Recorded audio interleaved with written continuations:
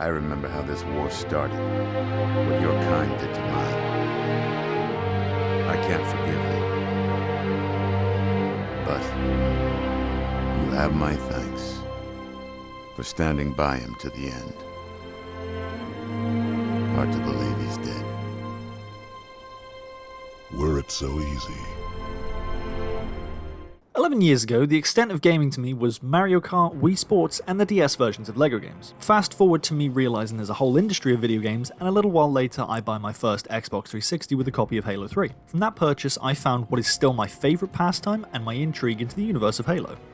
Now yeah, that all sounds super nerdy. And yeah, the nerdiness will continue, but the reason I'm making this video is because of the recent shutdown of Halo's online services, e.g. matchmaking and other multiplayer modes. On January 13th, Halo servers went down and the golden age of Halo on the 360 came to a sad end. To commemorate this end of an era, I wanted to talk about my own experiences with the few Halo games I bought and played. I'll just give a short summary for each title, but I'll be talking about them in order of least favourite to most favourite. Quick disclaimer though, these are my own subjective thoughts and I won't be talking about Halo Wars, the only top-down Halo game because I really only played Skirmish in it. I was kinda shit at top-down tactical shooters back then. So at 5, my least favourite, Halo 3 ODST. Now, before you throw rotten food at me, let me explain. Despite it being my least favourite and least played, I still did really enjoy ODST the couple times I played it. I think back then all I wanted was to play as the Master Chief or just a Spartan in general, so the idea of playing as someone else just didn't interest me as much. Though nowadays, 100% ODST's kick ass. I liked the story but don't really remember much of it. My favourite mission is easily Uplift Reserve, where you drive through Covenant defences, but aside from that one, I really don't have that many memories of the other missions. You'll notice a pattern in this, my favourite missions tend to be the vehicle ones. As for Firefight though, I liked it, but didn't really play it much or at all. A side note, I loved the character customization, though super limited. Nice little plus to a pretty damn decent game overall. Next at 4 was kinda tricky. It was either going to be Halo Combat Evolved Anniversary or Halo 4. I like both respectfully, but I have a love-hate relationship with CE and a mild lack of respect for 4, for reasons I'll go over in a second. If you haven't guessed already, I went with Halo 4 for my 4th favourite, though I'll explain why. I loved the story. I think I was probably one of the few that actually enjoyed seeing Master Chief be a little more human, but the changes to enemy design and the Chief himself left a bad impression for me overall. I don't really see why they went with a complete redo of character designs, I just know I could never get on board with it. Overall, the only missions that I really loved were Midnight, the final mission of the game, and Infinity. Infinity had you going through a jungle, and I really appreciated the change of scenery at the time, because most of the game was set in corridors with Forerunner architecture or just rocky outcrops. Though Midnight is hands down the best mission in Halo 4, because of its last push feel. The music really hyped me up so much, and I remember having my eyes glued to the screen the entire way through. I was a little disappointed that the way we finished the Diet Act was through a quick time event, but overall I can't complain. Multiplayer wise, this was probably the first game in the series I put any real time into. There's a lot of disdain towards the multiplayer, but to be honest, I had a pretty damn decent amount of fun. I really can't complain. There wasn't much to the online, so I won't get into specifics, I just found it okay. I enjoyed the Forge, but I found it was just as frustrating to build things as I did in Halo Reach. Honestly, it's one of the few things I actually think Halo 5 did better was the Forge mode, but mainly because it left less up to chance and was more accurate to use. Halo 4 was also the first game I made a machinima in, but we don't talk about that dumpster fire. The character creation was somehow the only time 343 got proper player expression right. We didn't have only 2 customization options and there weren't 100 variants of one damn armor piece. We also didn't have to pay for them, just play the game and earn them like it should be. I mean, seriously, 343, what the fuck made you think hiding armor behind a paywall would make the player base happy? Whoever's idea that was, fire him. And for fuck's sake, leave freemium at the damn door with your next game? That shit just ain't flying. If it wasn't obvious, I'm not thrilled I have to pay £15 every week for cosmetics. That's fucked up. In terms of Halo 4's armor customization though, I liked it. It was good. Bring it back, please. Last but not least, Spartan Ops. I actually liked these. Never finished them, but I enjoyed the added mini-story of it. I was actually super pissed off that the elite we get introduced to in Spartan Ops, Jul Madama, gets killed off in Halo 5 like 5 seconds into a firefight and it's in a cutscene. Can you imagine how cool it would have been to have him set up and then have a boss fight against him in the following game? Wouldn't even have to be a good boss fight, it would just show 343 knew what they were doing. But sadly not, and this is what we're stuck with. Spartan Ops was worth playing, even without a deep side plot. Overall, Halo 4 is definitely a game I look back on highly. A little side story actually. I got the game for Christmas the year it was released and played it to completion in one sitting. It was a good Christmas and a pretty damn good Halo game to be fair. Next up at 3 is Halo Combat Evolved Anniversary. Now I have a confession. I first played Combat Evolved fully on the Xbox One on Halo the Master Chief Collection, or MCC for short. I then went out and bought the 360 version, which I then played probably twice. So this one will be relatively short, and most of my experiences come from the MCC version, though everything is basically the same across both versions. Now, as I said, I have a love-hate relationship with the very first Halo game released. I don't think it's bad, I've just had some more gameplay issues than with the other games. Understandably though. The original version for the game back on the original Xbox, as of recording, is over 20 years old. And outside of a reskin and redone audio, there's very little actually different about how the game plays in the anniversary version. The game was made to play how most games played back in the early days of first-person shooters. Kinda awkwardly. The game certainly shows its age at times, with certain mechanics having a very loose feel to them. You can't blame the developer for this, it's just how the game was designed back then. But I'd be lying if I said every time I died I felt like it was because I had made a mistake. My main issues with the game come from the bullet spread and the moon gravity feel to jumping. I won't tangent more about these, I just wanted to explain the love-hate relationship. Now, by far the best thing about this game is its story. The story is easily the best in the series, and it is just amazing. It's fun, and despite what I've said about the gameplay, most of the time I enjoyed playing. And I have to say, no matter how many times I replay it in Anniversary mode, the classic look and sound design is easily the best way to play. I always felt the redone textures never quite sized up to the original smooth and shiny look to surfaces, though I do like how 343 went for a look that tied Halo Reach into CE with their remaster. My favourite missions have to be Guilty Spark and the Maw. The Maw is the last mission and has the Chief fighting off waves of zombie-like flood, blowing up a spaceship's engine core and then driving the length of the ship to the hangar and flying off the ring world the game is set on, just in time to watch the ship go nuclear and blow it to smithereens. The, and I cannot stress this enough, most fucking badass thing I have ever described. And it is just as fun as it sounds. Now, Guilty Spark though, that's a different story. The mission starts off with the Chief investigating the disappearance of a squad of Marines and the captain. By the midway point, you're introduced to the Flood, a parasitic life form that takes over its host and has it search for other organic life to infect and further boost the Flood's numbers. Sounds cool, right? Even with 20-year-old graphics, this part of the level scares me shitless to this day. I got a bad feeling about this. Boy, you always got a bad feeling about something. Sarge, can you hear me? What's going on, soldier? We've got contact, lots of them, but they're not coming in. They're just tearing through us.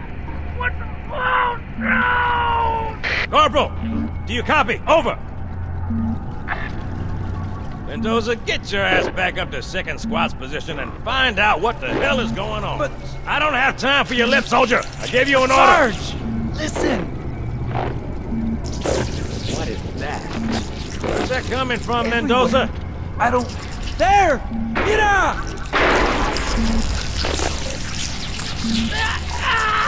Hold still! Hold still!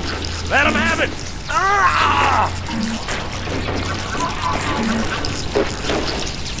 Sergeant, we're surrounded. God damn it, Jenkins! Fire your weapon! There are too many, Sarge! Don't even think about it, Marine. Oh, this is local! Get back here, Marine! That's an order! Jenkins!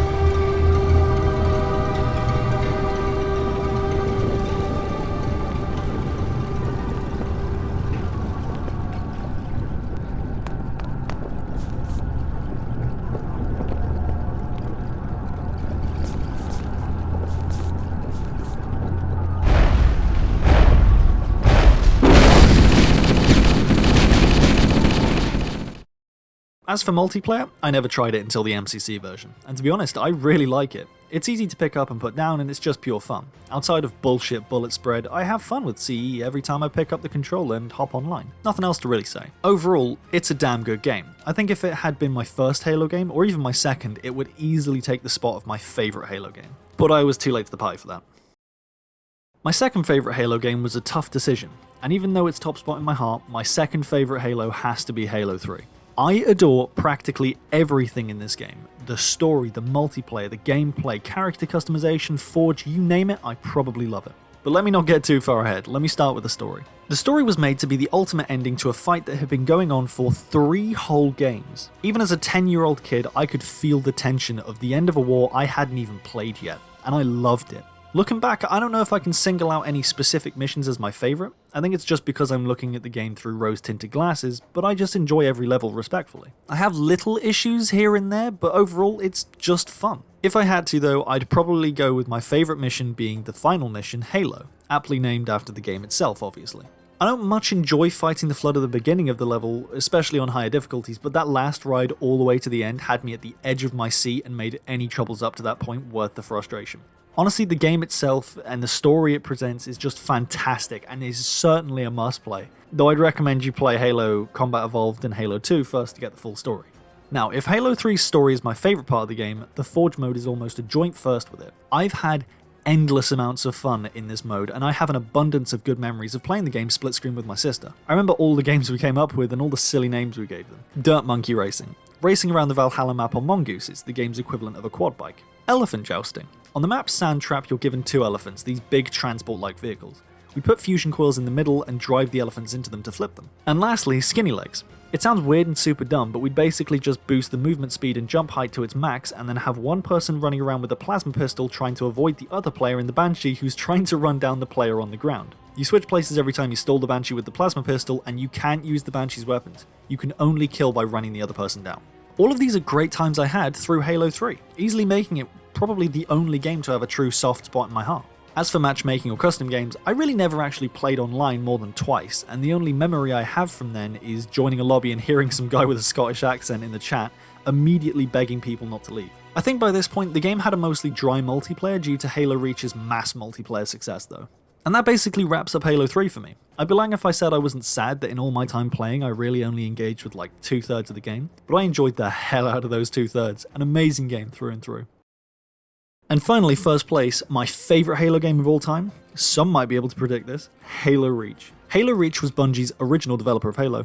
Big send-off, and holy shit did they go all out. In the entirety of my time playing Halo, no game has me coming back time and time again quite like Reach. That goes for every game I've ever played too. I can just come back and get straight into Reach as easy as breathing by now. It's certainly not the most perfect game, it does have its drawbacks, but in comparison to all the other Halo games, new and old, none have gone as far and beyond as I think Halo Reach did. Now, Reach truly set the bar in a lot of ways. The story, in my opinion, perfectly blended the sci-fi feel of the Halo universe with the boots-on-the-ground action of a first-person military shooter game. Say that twice as fast, fuck. The Forge, though imprecise with block placing, had expansive maps that made you feel more like you had a whole city to build in over Halo's 3 and 4's little city blocks. The Firefight, an idea started all the way back in ODST, was now fully realised and the most enjoyable it's ever been. And that character customization.